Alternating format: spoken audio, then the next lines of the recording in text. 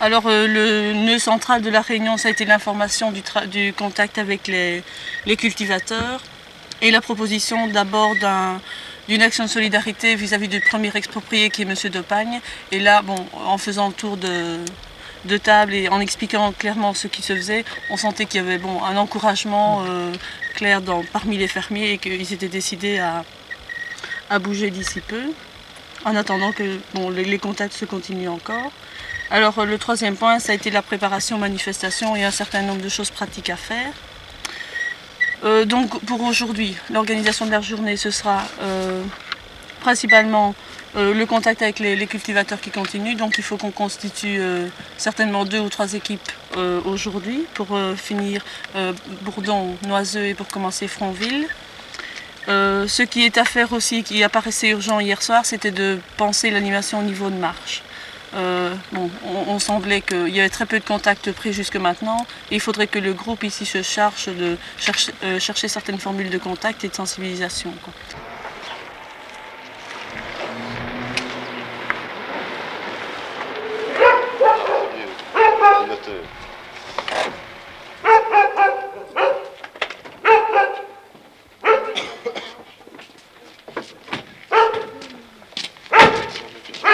Est apporté le compte rendu d'hier.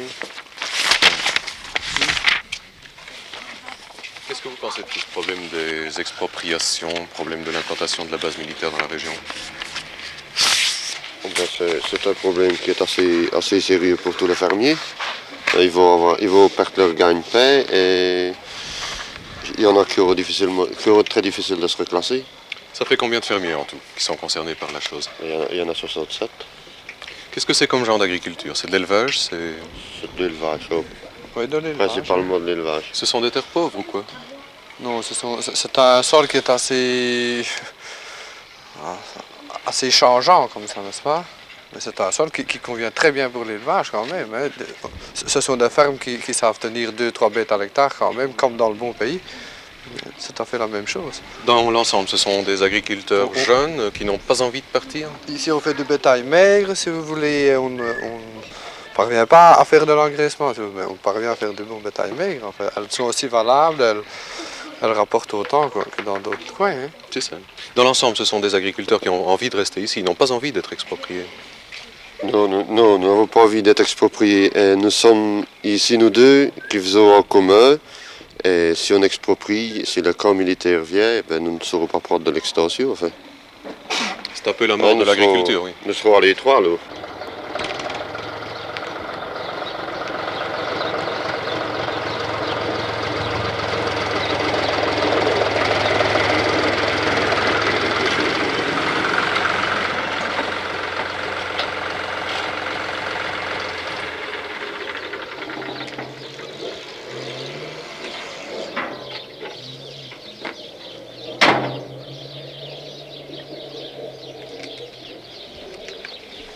Vous êtes au nombre des fermiers expropriés de la région. Oui, Vous avez combien d'hectares ici? 45 hectares. C'est de la culture?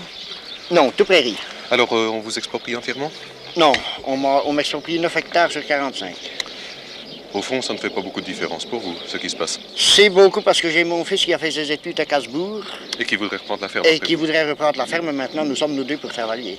Autrement dit, maintenant, c'est bloqué comme avenir pour votre ferme. Oui, on ne sait plus que faire. Je voudrais bien construire une étape et je n'ose plus la reconstruire à cause que, vous savez, est-ce qu'on va conserver ces 9 hectares? Est-ce qu'on ne les conservera pas? On ne sait rien, en fait.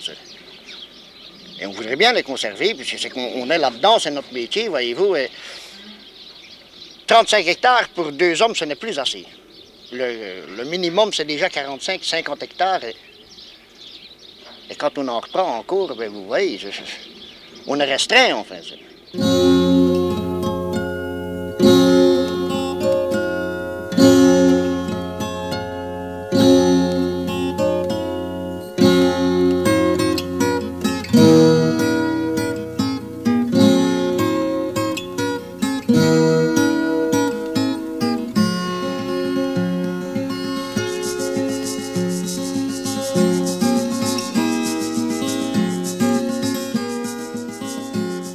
Il y a longtemps que vous êtes installé dans ce terrain? Non, il y a 5-6 ans sans doute. Oui. Je vais vous demander si vous êtes contre la base militaire. Ah, plutôt oui. Par intérêt personnel, bien entendu. Pas nécessairement, non. C'est-à-dire? Après mûre réflexion, nous nous intéressons certainement un peu aux gens de la région et nous prenons parti évidemment pour eux parce que nous jugeons qu'il y va également de leur bonheur, bien entendu. Vous considérez vous-même que vous faites un peu partie de la région aussi, comme ça? Non, nous ne faisons pas partie de la région, mais nous y venons souvent, bien entendu, tous les week-ends. Et alors nous nous intéressons évidemment à leur bonheur parce que nous considérons, en tant que médecins, nous considérons que malgré tous ces gens sont installés ici donc dans la région depuis leur naissance et ils ont quand même droit, semble-t-il, à pouvoir continuer à vivre ici jusqu'à la fin de leur jour.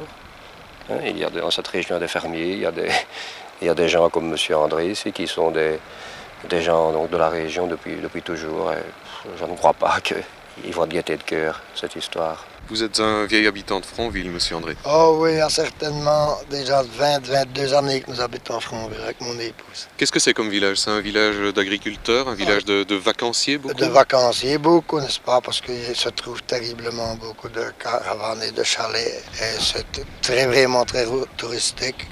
Vous n'êtes pas un cultivateur vous-même? Non, non, moi je travaille au chemin de fer. Qu'est-ce qu'on pense dans le village? Vous, qu'est-ce que vous pensez des projets d'implantation d'une base militaire? Oh, ben que c'est tout à fait nul. Pourquoi? Pourquoi? Parce qu'ils vont être expropriés beaucoup, et c'est ici leur charme, et puis les vacances, les promenades, les bois, la nature qui est vraiment très belle en fait. Vous croyez que c'est une région qui va mourir? Parce que je ne sais pas, ça pourrait peut-être amener quelque chose, le fait qu'il y ait des familles militaires. Ça n'amènera pas quelque chose, pas de bénéfice en tous les cas pour les petits villages de Fronville et les environs. Ce sera, je pense à mon point de vue, que ça sera une ruine complète.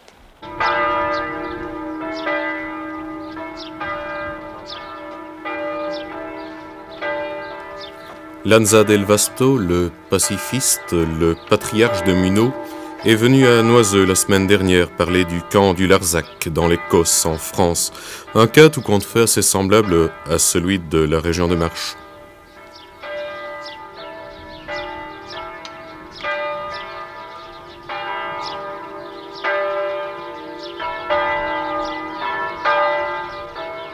Il y a beaucoup de cailloux et de l'herbe. C'est un pays, oui, il y a quelques champs, évidemment. Il est très peu peuplé. Et le dépeuplement se faisait de plus en plus depuis le début de ce siècle. Et puis de nouveaux agriculteurs, des jeunes agriculteurs, sont venus en assez grand nombre, ont relevé les ruines des bergeries, ont remis les terres en valeur. Quelques-uns ont fait même des installations de pointe, ont fait des fermes modèles, et voilà qu'il y avait depuis longtemps un camp militaire de 3000 hectares, je crois, quelque chose comme ça, et par une décision arbitraire et discutée même par les généraux et par les militaires, on a voulu étendre ce camp à 17 000 hectares.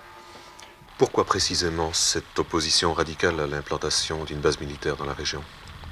Je crois que qu'il faut dire d'emblée, c'est qu'il s'agit nettement d'un abus de pouvoir. Il n'y a eu, pour l'implantation militaire à Marche, aucune concertation, aucune consultation, ni même d'information populaire. Et ce qu'il faut dire, c'est que certaines personnes bien averties, immobiliers et autres, étaient eux au courant de la chose, et on a pu réaliser dans le périmètre exproprié, par exemple, un lotissement magnifique avec des belles routes, mais visiblement, dans l'idée du lotisseur, il n'a jamais pensé vendre ces terrains, mais le jour où le comité d'acquisition viendra, eh bien, il présentera des terrains dont la valeur sera nettement supérieure, et lui aura donc, réalisé une bonne opération, et pas, évidemment, les fermiers, quoi. Assez clairement, ce n'est donc pas uniquement une action de type pacifiste, opposée à 100% à l'armée que vous menez, c'est peut-être plus généralement dans le cadre de l'idée que vous faites du développement de la région. Oui, je crois que le problème est, disons d'abord économique, c'est le problème de l'outil, la conservation de l'outil de travail des gens concernés, des fermiers, ce qui n'exclut pas évidemment le ralliement à notre cause de pacifistes et de gens comme ça. Il y a des gens d'un peu tous les bords, quoi. Comment procédez-vous exactement sur le terrain?